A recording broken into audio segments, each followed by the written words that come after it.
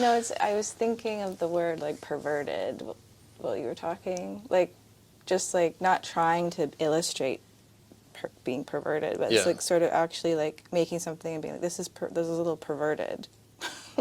That's like, no, that is the right word. It's kind of perverse. Yeah. Like to take something so serious as a World War II artifact that someone jumped out of a plane, and then like make it into something that looks like a drapery. Right. You know, it's a little like blasphemous or something. Right. I'm just going to give like a short introduction to Elaine, and we'll just jump right in. And again, as Karen said, I just want to echo it. If you need to get up, if you need to use the bathroom, if you just need to take a stroll, like there's nothing that's keeping you chained to your seat. Like you should feel free to do what you need to do. These conversations are meant to be just really intimate, simple conversations. What I tell any person that I'm meeting with, like any artist that I've talked to, the point is that we have a good time, and if we have a good time, you guys will have a good time. Art talks can be really stuffy, annoying, boring, all of the things. I'm hoping that this one isn't. All right.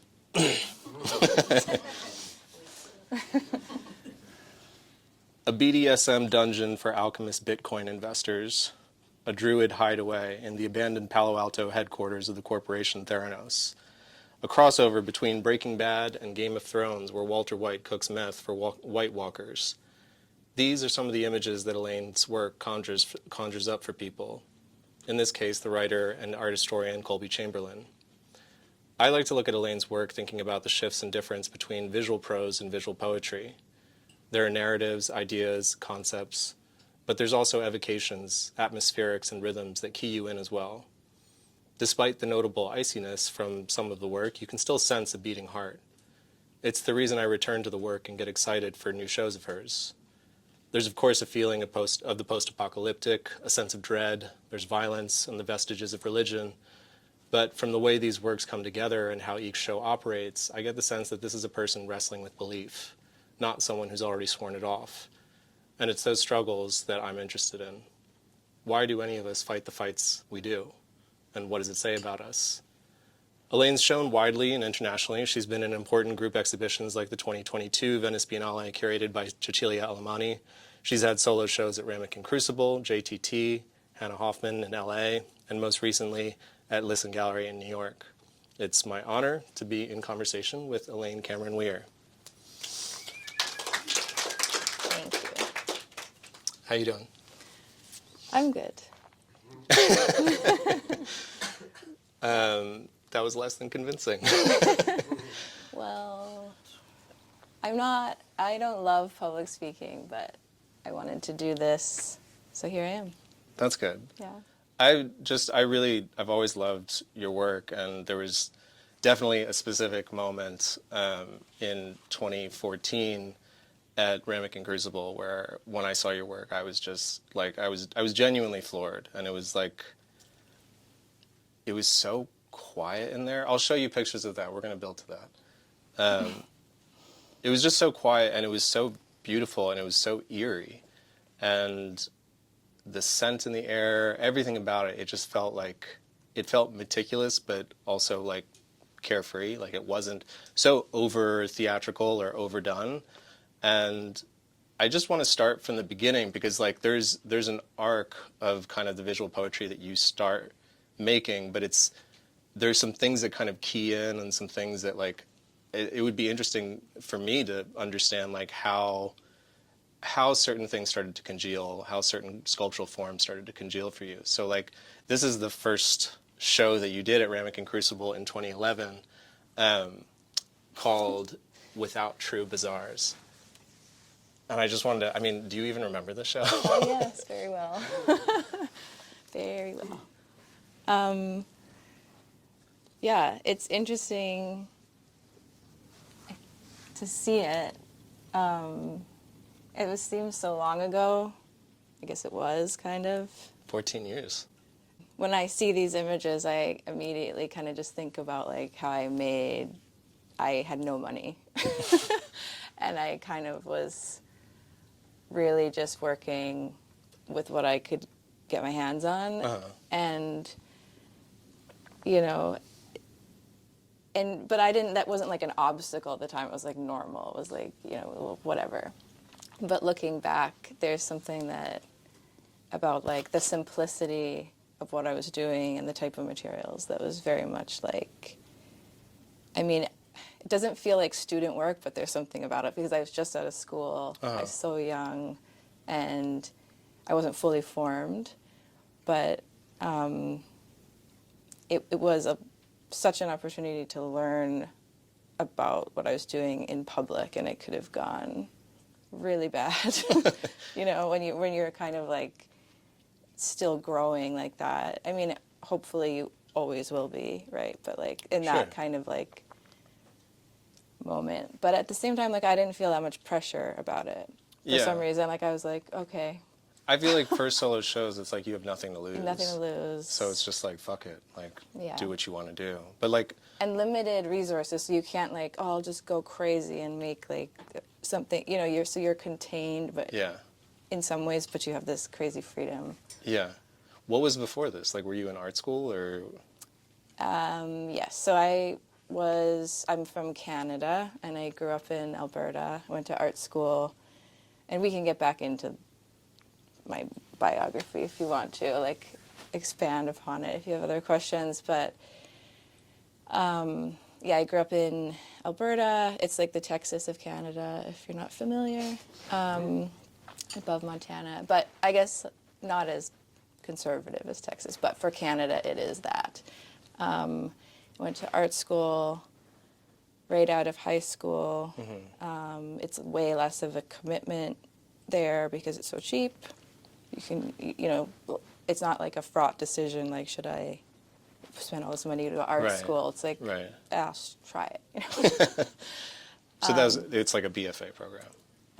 Yes, at the Alberta College of Art.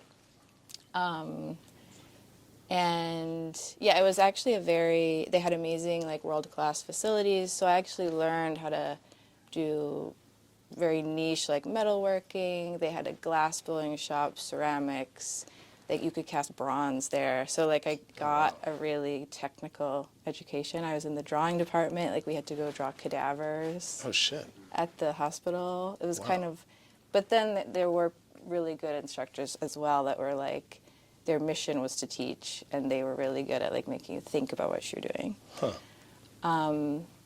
And then I graduated from there, and I didn't really know what to do. I was working at American Apparel, and the rents were getting jacked up in Calgary where the school was because there was like an oil boom going on.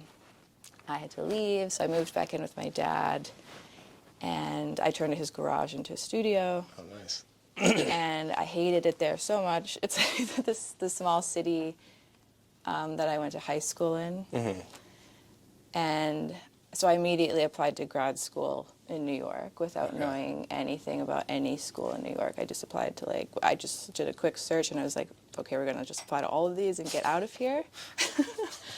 And that's how I ended up in New York. And I went to NYU. Oh, okay. So I graduated in 2010. Okay. And then when did you meet Mike? Mike is the owner of Ramekin and Crucible. I don't know what year, probably 2010 or 11 at a party at the Jane. At the Jane, okay. And like it turned into a studio visit, and this was the kind of work that you already had, or this was like in formation? What was like, it's so interesting to me to hear about like those early conversations that you have with like your first gallerist or whatever it might be, because I don't know, there's just so much history that kind of happens in that moment, and then looking back on it retrospectively, you're like, wow, what was that? I think we were both learning a lot, Yeah. And we took a chance on each other. And we met totally like as one does. It sounds crazy now, like we met at a party, but like that's how you used to meet people. Yeah. And I think we also we had mutual friends like Borden Capolino, who did a show there before I did with these like boa constrictor snakes. Oh, I don't know yeah, if you yeah. remember that? Yeah, it was totally remember it that. got shut down. Yeah.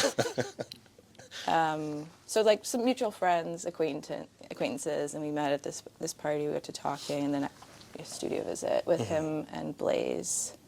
And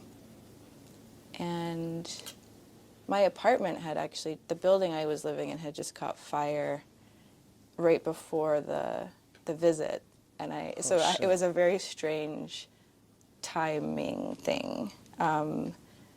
So a lot was going on for me personally, but it ended up working out really well because I didn't have to pay rent for like 6 months, which is basically nice. like one of the reasons that I could stay Right. in New York. Anyway, the work I was making, was similar. I think I made this piece actually in school, that long stick thing. It's just a piece of MDF, or maybe it's actual wood, I can't remember, was coated in like a pouch of rolling tobacco. Wood. Yeah, okay. And so it was coming kind of, some of it was right out of school. I think that piece was in my grad show at NYU. Wow. Also, these images are wild. I shook them. These are like... I photographed my work on film. Oh, okay. Just for it's funny that they used it. I didn't know that, but I did and I forgot, but I just do it to have my own record, like to have control over it and see it in a different way. So I have like so many photos. Yeah, it's incredibly, I mean, it sets a mood. Like it definitely has its own atmosphere. It's even hard to tell whether the floor is dirt or if it's concrete. They painted this rough concrete black. Oh, okay. Remember? Yeah. Okay. This is probably the first time, like this is when you start using brass in the work, and I mean, it sounds like you already had a kind of decent understanding of like how to make almost anything based on your education, but like, what was these brass leaves, like, did you make those yourself? Was that outsourced? How did that happen? No, I made it all. Except the piece, those like cast aluminum things at the top. It's a bad image. Well, not bad, but Small. you can't tell what they are. But I made those with my dad. Oh. In Canada. What are they? I remember seeing, there's been a couple of iterations of them. I remember seeing them here. I remember seeing them at an art fair where the whole booth was just like filled with almost like a rhythm of these, for the lack of a better word, blanks. Do you consider them kind of blanks, or what are they made out of? Yeah, I was kind of thinking about an ingot, which is like a cast piece of metal that's sold by, I mean, everyone knows what an ingot is, probably, and a photographic plate or a blank. And I still go to the NYU library, and they had amazing books from NASA there, and they had this great atlas of photographs of the moon, like before they went to the moon. And it's like literally like an atlas, and the photographic technique is like done in like scans, so it's kind of like stripes, and they're all about this big. Like the book is nice and like it's large and you can flip it, and each page, I was kind of thinking of like each of these is sort of like a page from that book, like like plotting something in the round with a flatness. I mean, they're about like this big. Yeah. So it is almost like an oversized. Yeah, that's the reason for the scale, something Right. that you could hold, that wasn't like a 3x4 painting if you Right. want. And then they're on this rail because they don't actually hang on the wall. They're always meant to sit on something and lean. So they're like an object, they don't have a thing on the back that you Right. can stick them on the wall. Yeah, they feel like tablets. Yeah. Which, I mean, as you'll see kind of progressing, I think maybe throughout the work, there's this sense of religiosity or ritual or the transcendental I mean, it kind of goes through very specific vocabularies. Let's start with, this was the show that I fell in love with. This is Venus Anadyomene. These are large, correct me if I'm wrong at any point, these are large clamshells where you were able to find were you able to find the two halves of each of them? No. No, I later on made a piece where I did find one whole one, and then I stopped making them because I was like, I found a whole one. So no, they're just the halves. And then let's see, I think there's some close-ups. You can get a sense here. Show is hard to photograph. So there's this long piece of brass that falls into the clamshell where a piece of like paper-thin mica is suspended, and then there's frankincense on top of the mica and a flame underneath it. So you can smell frankincense throughout the room. And it was so beautiful. This was like, I don't know, I grew up religious. My parents are from South India, so like Christianity's big. And a lot of that stuff, like a lot of those scents, a lot of that ritual just gets imparted in you. Like the ways that you think about space and how you move through it are defined in a lot of ways by those early forms of ritual. Mm-hmm. And to me, it felt like that might have been the case with you too. Maybe it was more distant, but I'm really curious because like there's all these moments in which I see you pulling from the like wealth of iconography in Christian, I'd say largely like Western Christianity, iconography, symbols, and so on. And so did you grow up with that? No. Wow. My community I grew up in a small place, small town, and then moved to a small city. And most people around us were religious. Like if I slept over at a friend's house when I was little, on Saturday we had to go to church. And some of them, families were very strict, but my mom was very anti-religion. Really? Yeah. Not in a discriminatory way, but sure, she was just like, we're not having that. Like, you're not doing that, you're not baptized. My parents weren't married until later on, like when I was a teenager, and I grew up thinking they were married because everyone else's parents were. And wow. I remember one day I asked my mom, like, where are all the wedding pictures of you and Dad? We were driving in the car and she looks at me, she's like, we're not married? I was like, what? I was so like shocked. I think I was like 8 or 9 because I just assumed, but no, but I was always interested. I think maybe because of that, and it being around me, and it was something I observed. Like I watched people speak in tongues through this little window thing once when I was a kid, and like always having to go and like observe these things as an outsider. Yeah. It really kind of made me dig into it in a different way, I guess. But it was still around me. That feels like a healthier relationship because I had to unpack my relationship to it. But it's good if you can be a spectator to it because I think there are some things of value in terms of whatever community and so on, whatever. It's like, it's not like I think religion is wholesale bad. No. But it's nice to have some distance so you can be like, oh, okay, this is maybe interesting and like something I want to see, like what is that connected to and what are the kind of what's the deeper psyche there? Mm-hmm.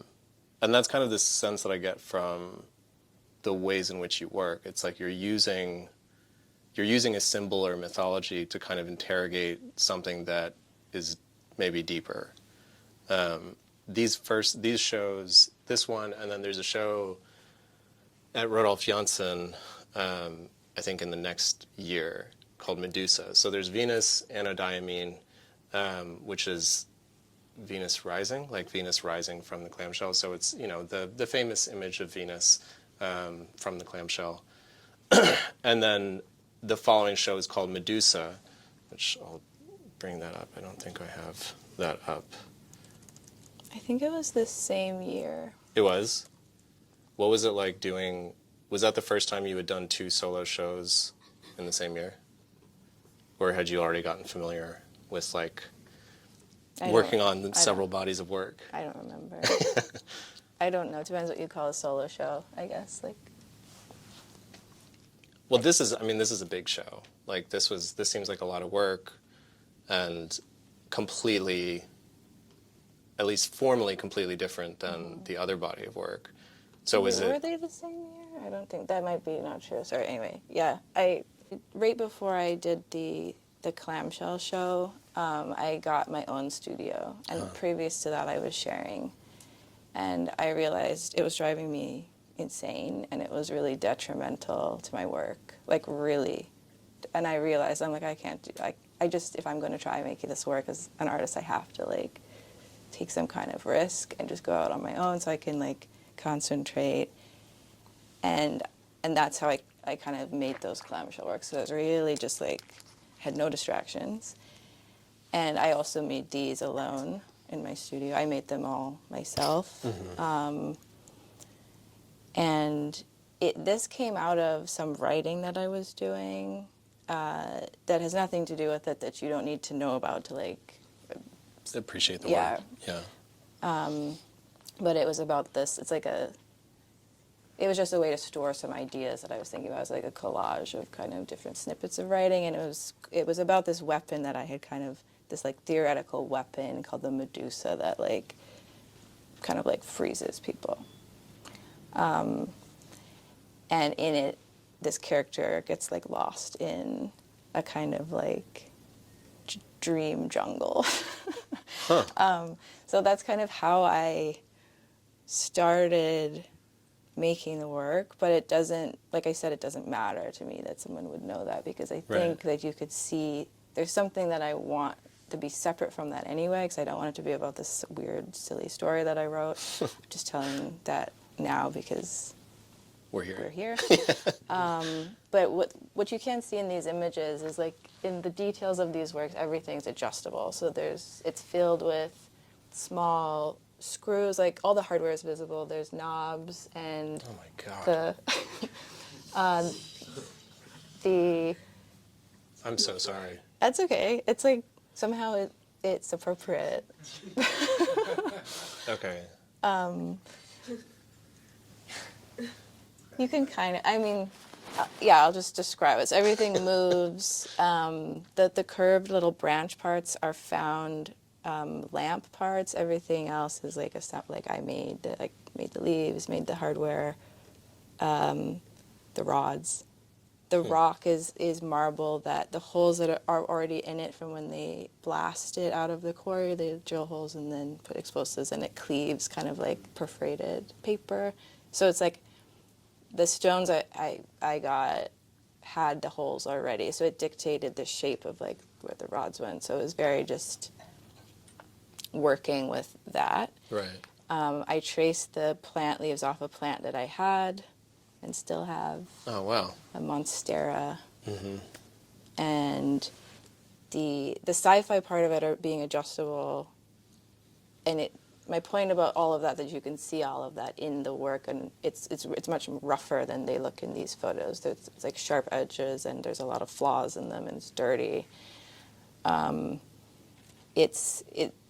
kind of wanted to do something that was similar to the clamshell, of something you could tune to some kind of message, or some kind of receiver or transmitter. Mm-hmm. Kind of thing. It's a plant kind of receives sun, and the leaves move. Mm-hmm. These leaves can move, and there's this sort of idea of also packing it away, taking everything apart. That will become more important to me, or did become more important to me. That kind of modularity.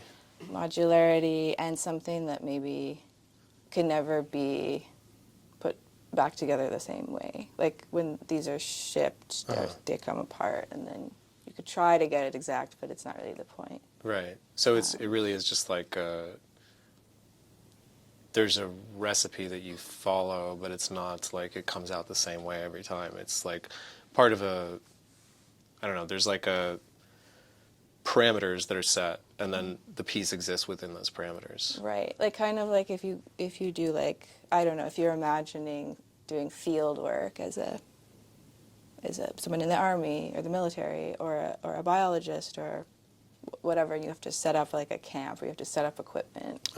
You know, it's like it's always going to be adapted to the scenario and the terrain and. You know. So if you were showing this again, like would it be contingent on, let's say if there's a skylight, then it means that you would like have either you or have someone at the gallery, would the pieces be sort of adjusted for particular reflection, or like is there something that you're looking for in terms of how it responds to sight? No, just that it doesn't look wrong. You know, like I do have a sense of, I mean, everyone has a sense of beauty. I feel like there's like a, you know, I also want it to look like it wasn't just thrown together. So it kind of asks maybe a lot of someone that's putting it together if I'm not there, but I kind of like that, not to demand a lot, but that it's like, well, what do you think looks good? Like, like when you buy someone flowers and they put them in the vase, they arrange them how they want them. Yeah. That's interesting. Do you, because I know that different artists have different levels of meticulousness when it comes to installation instructions. Like, Josh Klein has like books for his, I mean, Jasmine, you probably know this, that are, every single thing is spelled out, and like how a part is replaced or how anything needs to interact, like it's all there. So it can be done exactly the same way. This is a level of freedom where it's like, if you're not around and, you know, 100 years from now, if this piece is being put together and there's no parameters and someone does think putting all of them at the bottom and all of them at the top is like awesome, is that like, is that still the piece? Well, there is like a built-in fail-safe thing that there's like only, so how can I explain this? The rods are graduated and there's 2 sizes of like sliding hardware. So they can only go on, so there's like a limit. They can't all be at the top. So it's kind of like within reason. So, Right. And I am very picky and I am particular, but I'm really bad at administrative stuff, and I haven't, you know, but there are like, you know, loose guidelines for these. Like things get numbered, and it's not a total free-for-all. Yeah. The title is, so whatever impressions this unconscious inference leads to, they strike our consciousness as a foreign and overpowering force of nature. And that last part is a quotation. I'm sure you can't remember where that's from, but Well, is it part of the story? It's, yeah, lots of the titles in my work come from my writing. And so that would be from that. I would say, like, track some of the titles, because this one almost feels more narratively driven. Like, I can follow the pacing of it and understand where it's going. The titles that continue are slightly more abstract, and like there's no punctuation usually, and that means that you can kind of, the beginnings and endings of thoughts sort of blur together, and there's a moment where you take that mental pause and say, this is where I'm going to bracket that part of it and try to make sense of that. That show felt so good, and I think you picked up on it because you were like, this seems different. It's like, and it kind of, it did come out of me getting my own studio. Yeah. And I actually also, I quit my job the day after the second show at Ramekin that you showed. I was able to just squeak by, and I just quit my job. So I had time and I had space, and I made a show that kind of caught me up to where like I wanted to kind of be, and then Yeah. I felt like I was not done with what I was doing, but I was like, okay, like this feels like the most realized show that I've made so far, which is still 10 years ago. I felt like, yeah, again, correct me if I'm wrong, I felt like there was like almost like a Canadian contingency that came to New York at one time. Yeah.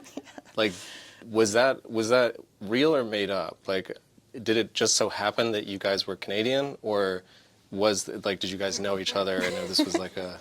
It's our secret shame. No. Yeah, I was the only person in that group that you're referring to, I think. Oh, no, maybe there's one other guy from Alberta. Most people were from either Vancouver Right. or Toronto area. Yeah. Or Toronto. And maybe like one or two from Montreal. But somehow we were just all attracted to each other and ended up at parties. It's like, you're Canadian? You're Canadian?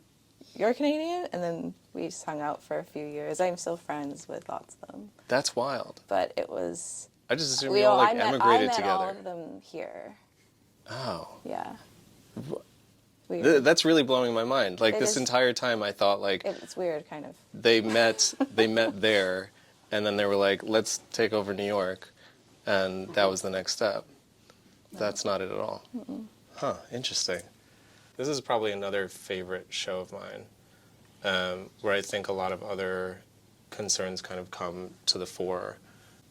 The title of the show is When Waveform Walks the Earth. Waveform Walks the Earth. Can I tell you my interpretation of that? Mm-hmm.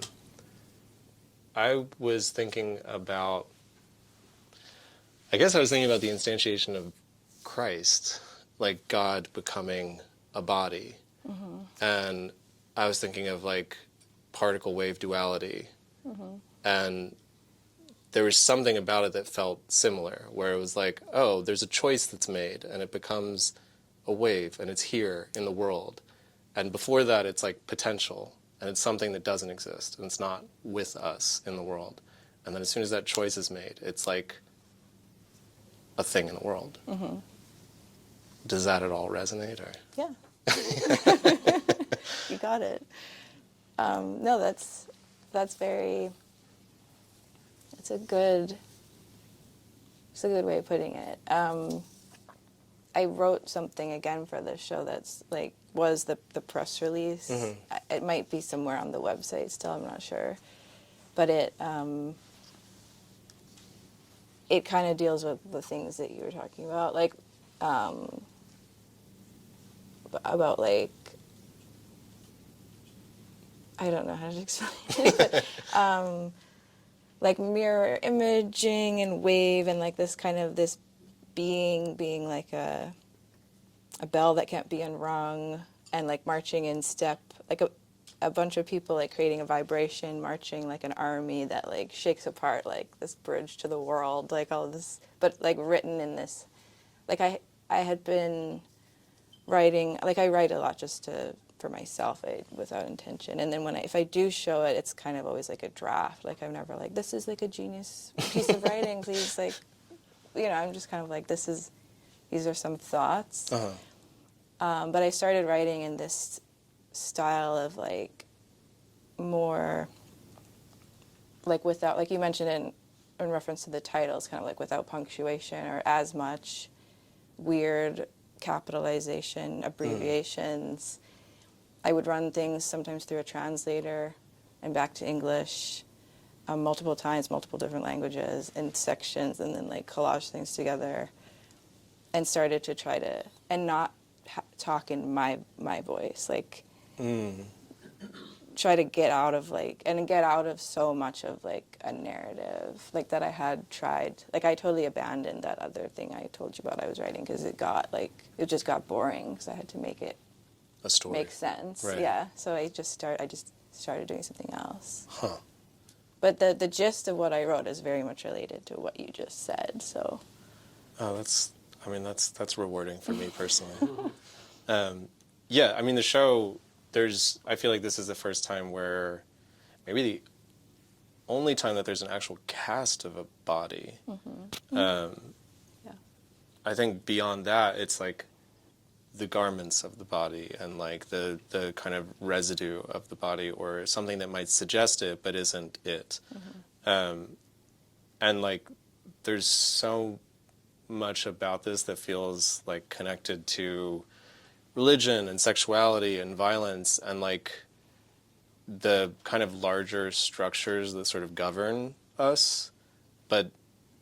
And it's something that I feel like it's written about your work where they say like, broadly speaking, it's like, this is an artist that deals with the structures that like, I don't even know how they phrase it, but That came a little later. it did, right? Yeah, that idea from outside. How does that, I mean, yeah, how does an external idea like that resonate with you? Like, does it feel like, okay, this is just now the common interpretation of my work and it's approximate, or does it feel like, oh, I'm being seen?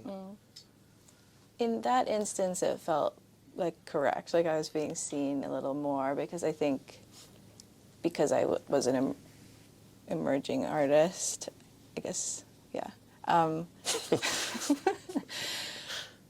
People don't want to make proclamations, or if they do, they're, like sometimes it just, Right. it's hard to tell what someone's actually doing.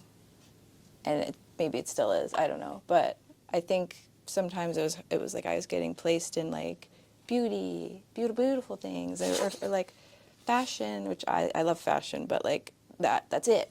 Or like, and like that has nothing to do with anything else, and which is very bankrupt to think that way. But I think it started kind of around this time, and with a lot of, I mean, there's a literal gas mask in this show, and like that rubber jacket is like a old kind of policeman's overcoat.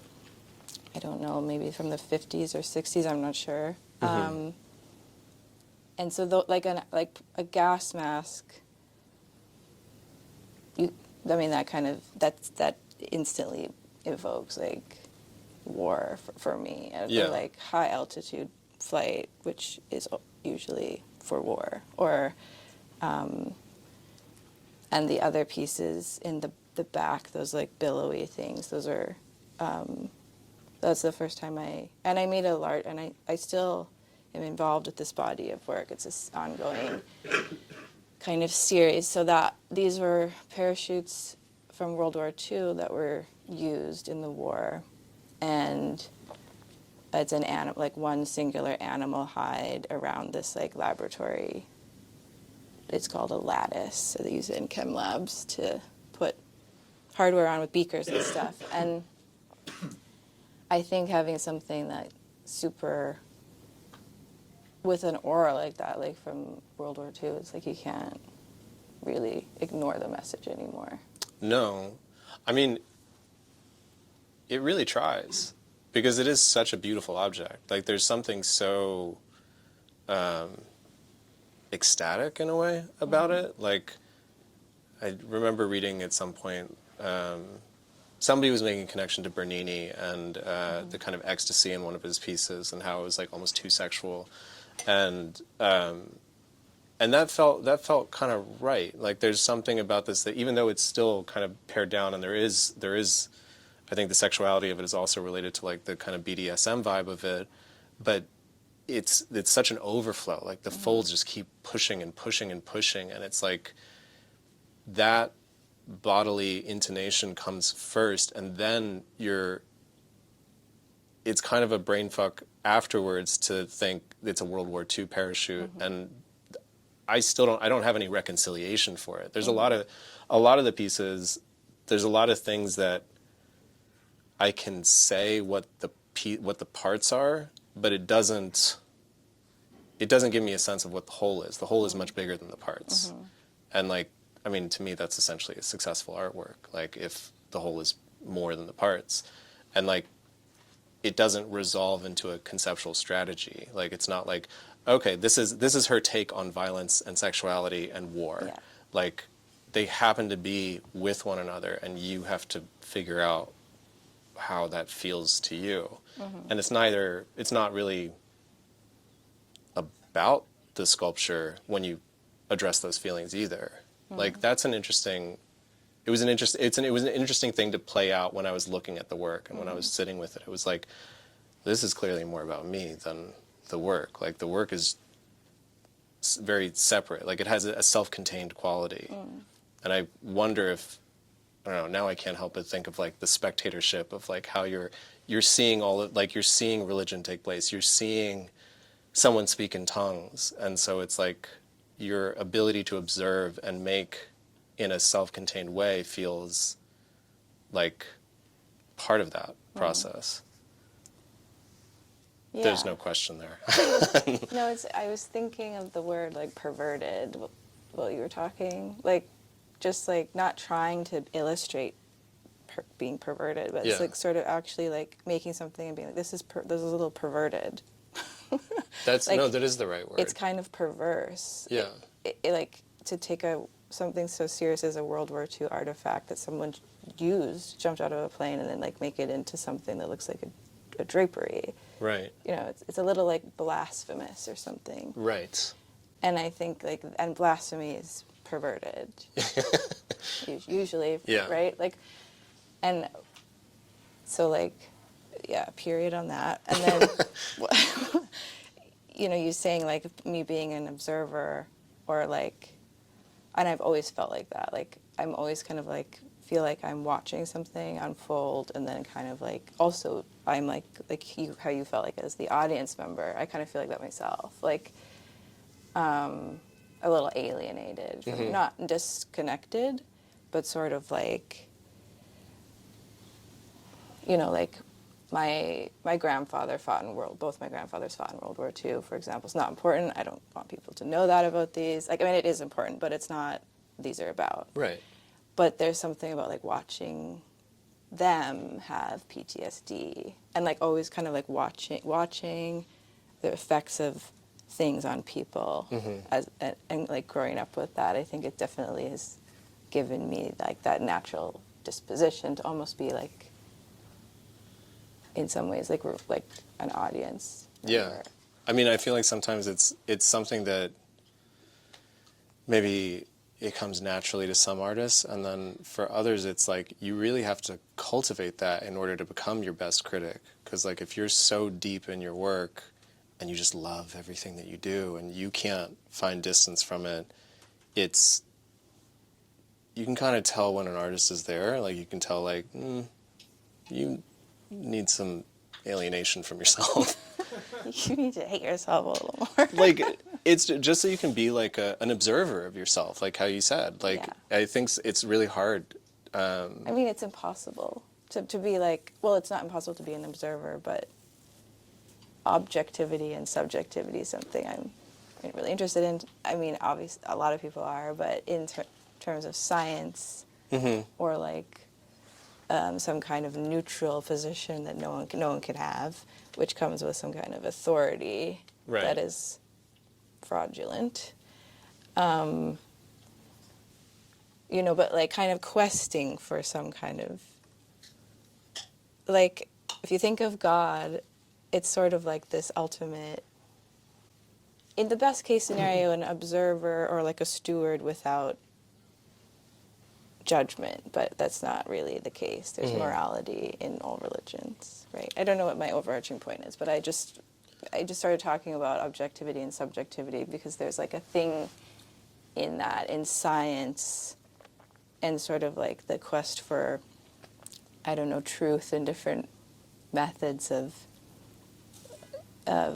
inquiry, which I've used that phrase a lot before, that I'm just interested in. But I feel like that divide or that inquiry into science and art as like both methods of inquiry felt really profound in your Storm King installation, where this is from what I remember, it's a cage for motorcyclists. Like it was like people would drive their motorcycles around the.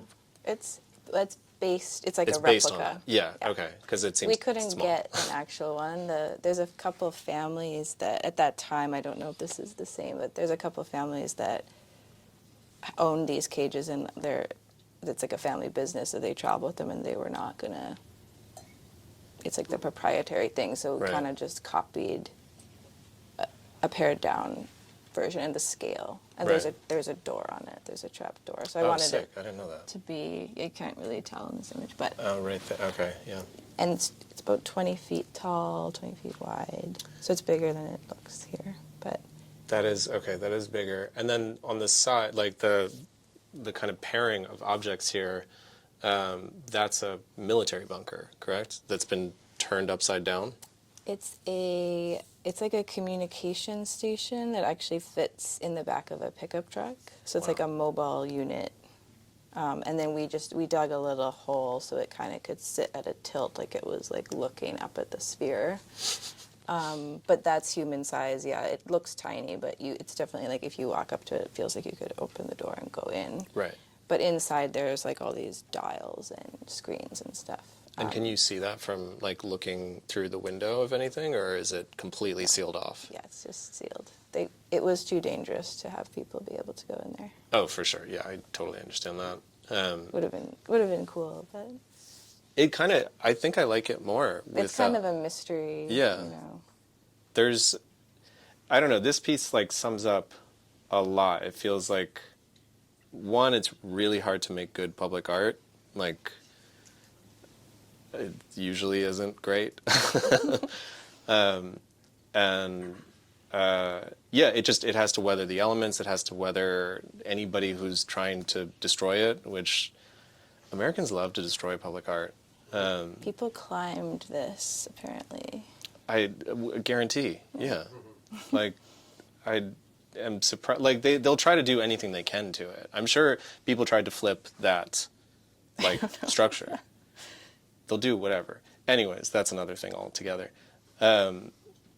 There's something about this, like, celestial sphere that feels almost like Platonic, even though it is just, like, wrought steel and whatever, next to this object that's like for observation, and it feels very human, and it's human scale, and you can enter it, and like it has all the kind of accoutrements of like, this is a human made thing, and it feels more like an object because it's kind of been flung down, and it's like upside down, and it's in this pit, and it also is anthropomorphized, like looking at the sphere, and it's that combination of things feels like it spells out a lot of concerns that happen in a number of different ways in like multiple bodies of work. Do you feel like having the limitations of it being an outdoor work also like streamlined how you were thinking about how things could be done? Yes. And it's actually interesting seeing my older work, which I haven't looked at in a long time now, and thinking about that brass cage thing. Yeah. Because that was like an elongated, like a bird cage. At that time, before that, I had been making work using bird shit. Like parrots shitting on a moon landing newspaper. Yeah. And I would just put I found someone that had parrots. Anyway, that's a whole other thing. But I was like interested in cages. And then this being a cage, and what we just talked about with feeling like an observer, and thinking about my audience. I think about audience all the time because I'm part of it, you know, in a way. And, and yeah, like this was pared down in a similar way in terms of like that brass thing. Like I don't know how to explain it now because I'm just realizing it, but there's something that like connects that for me. For sure. But yeah. Working on this project was really fun and amazing. It was like very unconstricted. I mean, it is constricted what you can do with like budget and safety and scale, but it was like it was great. I'm gonna skip to the most recent show at Listen. There's something that I kind of wanted to bring up before was like I idea of like this idea of narration and like a story, and I think there's characters that kind of appear in sort of different ways that kind of are always represented through clothing or like a garment. So it'll be a trench coat or like a cowboy or like the leather jacket, like the kind of punk leather jacket. And I think it's been sort of codified, like there's like the dandy, the cowboy, and the punk in your work. Do you see those as like actual characters that populate the work? Are they part of like the stories that you're making in these exhibitions? Yes and no. Not in so much as I'm imagining a character and what they would do. Is it more like an embodiment? It's like more like a trope. Yeah. And all of those kind of tropes. I mean, the dandy character I've always been very fascinated by, just because of some of my favorite poetry and literature. It's like Baudelaire, Rimbaud, those kind of guys.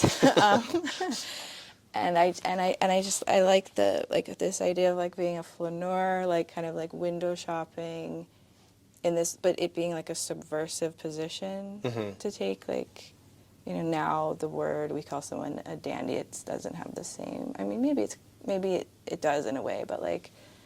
It feels more frivolous now.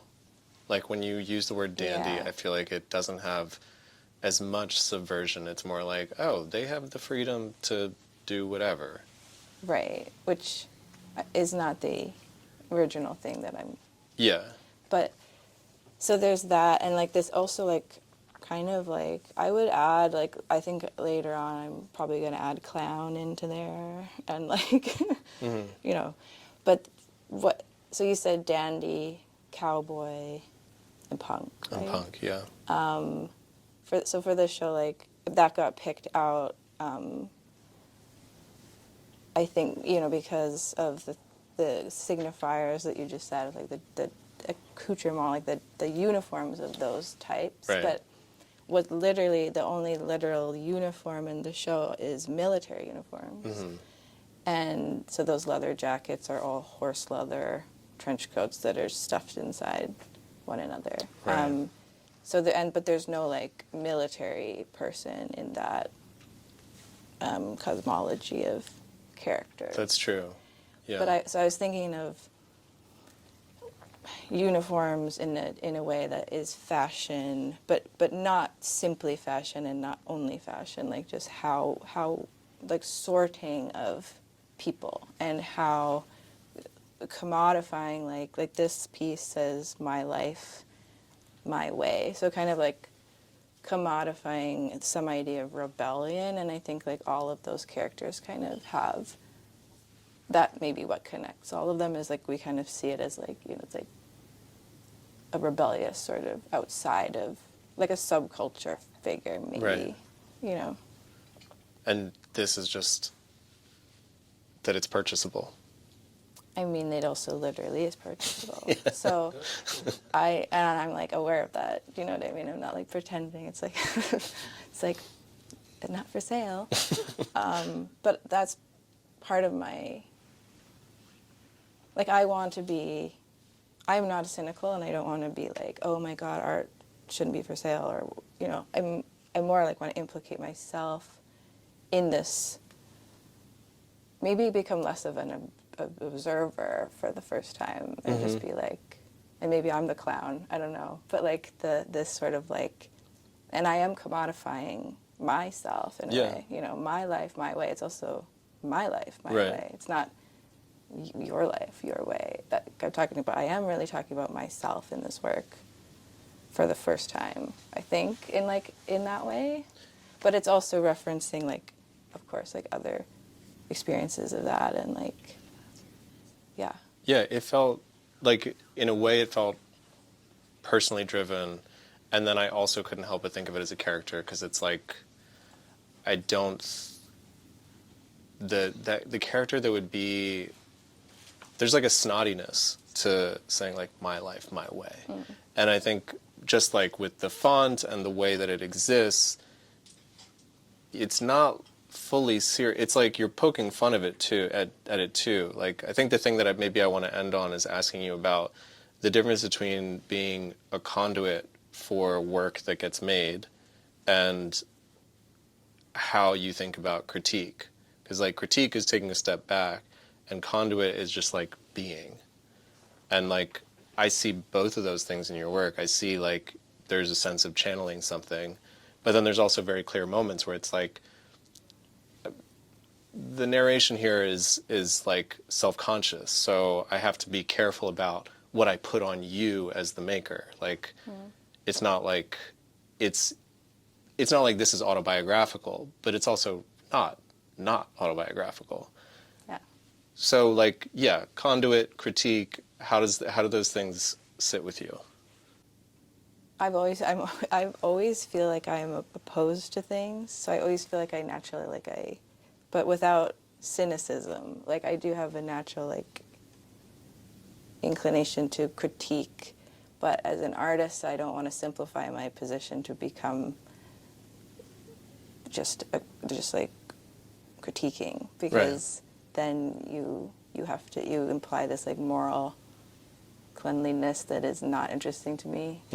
I think like complexity and self-awareness in your implication in the things that you don't like is like, you know, so to be both, I think is my goal. And I don't I think being a conduit, you're kind of it might be too sort of, it's like then you become like a mystic sage. It's too much air. Yeah, but if you just critique, then you're immediately might become like a hypocrite. Because you know what I mean? Like, yeah, in a sense, then it's like it's the worst kind of observer, because it's like you don't stand outside of this. This is like, I think there's of course a fair space to critique, and of course artworks do it constantly, yeah. but and yours as well. But the way in which, if the critique is so clean and kind of high and mighty, where this is the critique and it doesn't apply to me because I could never, like that's when it feels like possibly it might not be the richest space for an artwork. It might be rich for writing and thinking about a particular idea or history, but it's, for a place of art, it feels like it's messier than that. I think to be purely in one category of conduit or critique is really, really hard. Yeah. And why would you want to be? You know, in For either sure. one, you kind of you're missing out on what the other one can bring to it. And I don't think it's weakening critique either, or being a conduit to overlap those things, you know? It's like there's a lot of really complicated, messy people that critique things and are seen as like absolute conduits, you know? Like William Blake, who you mentioned when we talked earlier. So that, you know. Yeah, Blake is a great example. Not that I'm like William Blake, but just thinking about like, I don't think you have to choose one or the other. Yeah. I mean, also, I think it kind of, your route sort of chooses you in a way. I feel like we were talking about this in the studio, like when it's not like you read someone's biography into the work to like map out who they are, but there is a resonance of a person that feels available when you look at someone's work. And like with your work, there's like a distance and a curiosity and a skepticism, but also like you want to go in. Like it's not like you're fully on the outside. And it's funny, that's like how I felt I got to know you too. Like the first time I had any interaction with anything about you was that fucking newspaper with the bird shit on it, which was what happened? that was the piece that you had in Puerto Rico in the cave show. Yeah. and I had never met you, but I'd heard about you, and I had seen some of your work, and they're putting all this stuff in the cave. This cave was insane. Rose Marcus was in that show too, and it was like the actual, from what I was told, it was the actual newspaper of the moon landing, and it was covered in bird shit, and I was like, oh my God, like, yeah, it goes back to Blasphemy. It goes back to like a perversion there, where it was something like going to the stars, and it was the most like base thing that you could put on it, and that was the only thing that you had. It was just like a newspaper that got sent to Puerto Rico, and I was like, they gave it back to me. they did? Yeah. I have it in like a little case. And they just like put it on a rock. And I was like, who is this person? Do you have a photo of it? I personally don't. We might be able to find it, but it was maybe like while I try to find that photo, maybe this is a time to, if you guys have questions, if you have anything that you want to ask Elaine, this is a good moment. Yeah, I have a question. Yeah, I mean, Elaine, I've loved your work for so long. I feel like I remember encountering it on Tumblr when I was like in art school and stuff too. I feel like it made the rounds of like cool like artsy blogs and I stuff still too. have that Tumblr. I love Tumblr. But yeah, I mean, like, I was really gonna ask you about like your relationship to like the Readymade, and I feel like I was really, I mean, like Ajay was talking about. I feel like I'm sort of influenced by like this idea of sort of like the like religiosity of like these things where they're held in like reverence, but I'm sort of more now thinking about like the idea of like the ruin, you know, where it's like there are these things like, I don't know, like a lot of these ready-made sort of aspects in your work, they're sort of like relics or something, you know? Yeah. And I thought it was kind of like interesting what you're saying, sorry if I'm going like a tangent, but this idea of like the flaneur or something where they're not really like fully participating in this kind of like conspicuous consumption, but they're sort of like a witness to all of this. So, but I don't know if that's a question. But, like, Yeah. No, yeah, we didn't talk about the ready-made, and it's something that came in, I guess I use that rug, but I think it's exactly what you said, like there is an aura with things, and I like things that are used in my whole life, like all my clothes, my furniture, everything I own is used, basically, because I like the patina of use, and then it being like decommissioned. I mean, that doesn't apply to clothes if I wear them, but I'm talking about my work right now, not me. Like things that, and then repurposing them and giving them a new function, or just ending their function, and sort of like, and that absence is kind of, maybe it's like related to absence of the body. It's like absence of the job that this thing is supposed to do, and I think that implies like repurposing implies like change, but it also is, I think, part of the reason it's a common like theme in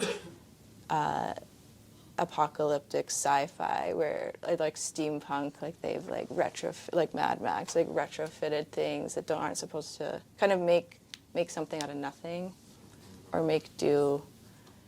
And I'm naturally just inclined to do that, and it, like I said, it has to do with all the reasons you said, but it's also just a natural position. Like I grew up with, my dad made a lot of stuff, and my parents, the way that we had an income was they owned this greenhouse.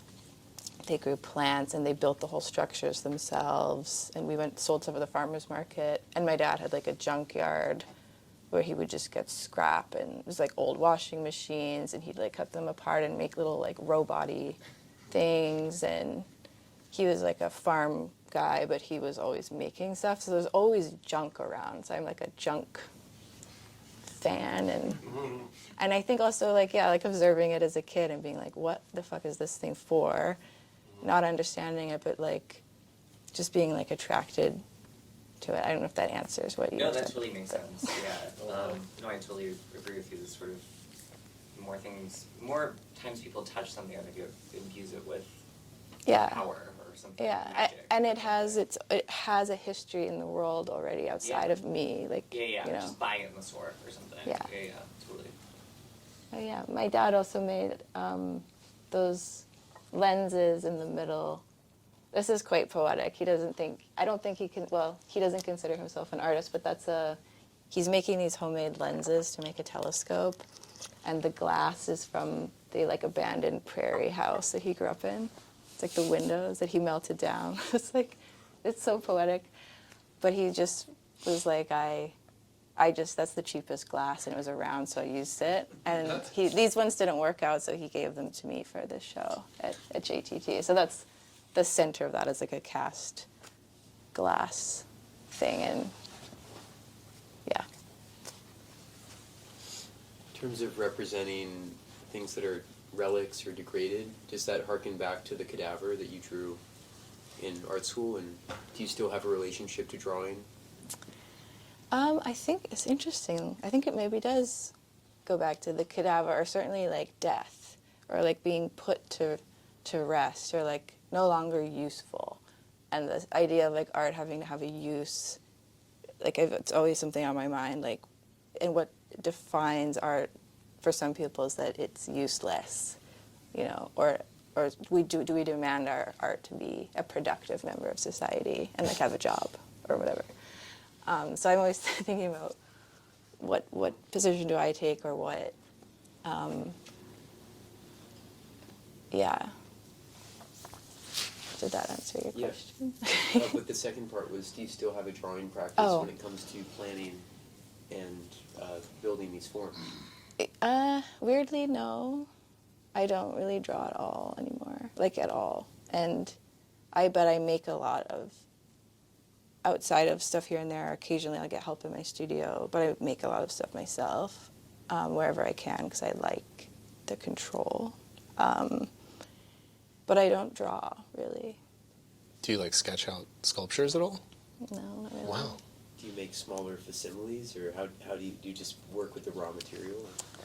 I can like picture it in my head, kind of. So I don't, Jay-Z. if I'll sometimes have to write down measurements so I can, or like I'll trace something if I want to make it symmetrical, but I don't draw. That's wild. Like no, it's wild that like you can just really, like no. visualize and like start making. Mostly, yeah. I mean, I'll write stuff down, or like a list of the materials to kind of remind myself. And sometimes, yes, I will draw a little squiggly thing, but I don't start with drawing. Yeah. Any last questions? I have a question. Yeah. So what does the writing cipher mean to you? Like, is it like a very personal recording of a journey kind of thing? Is it like your journal, or like is this like a book that you want to write that's completely private to you? Are you looking for this? Yep. It depends. Like, it's very private, and it's not like a confessional thing, and it's highly edited. So it's meant to seem like maybe it's just like stream of consciousness or like a jumble, but it's very particular what I do put into the world. But the stuff I have, like pages and pages of Google Doc, whatever, is kind of like a journal, I guess, because I can go back through it and kind of remember the time period, and then sort of like, it helps in a way confirm my own, I'm like, is this thing I'm thinking about now like totally out of the blue or crazy? But if I could see it from 4 years ago, I'm like, okay, like I think I'm on the right track. So it's like, it's both, I guess. I pick from it to put the occasional thing out in the world, and I also keep it very personal. Yeah. Would you ever show it? I made a book for this show in Germany, in Dortmund, where I put out a long piece of writing. And I'll leave this on the table after, so if people want to page through, just be delicate, please. This is my personal copy. And I have a PDF of it if anyone's actually interested in it. Oh, I cool. can send it to you. I don't mind. I think I'm allowed to share it, but Yeah. So if you are interested, you can write the new Crits account, and we'll try to send find you- it. Yeah. Cool. I just want to thank Elaine again for coming out tonight in the freezing cold, and even though she doesn't like public speaking, this was great. I really appreciate it. So thanks, Elaine. Thank you.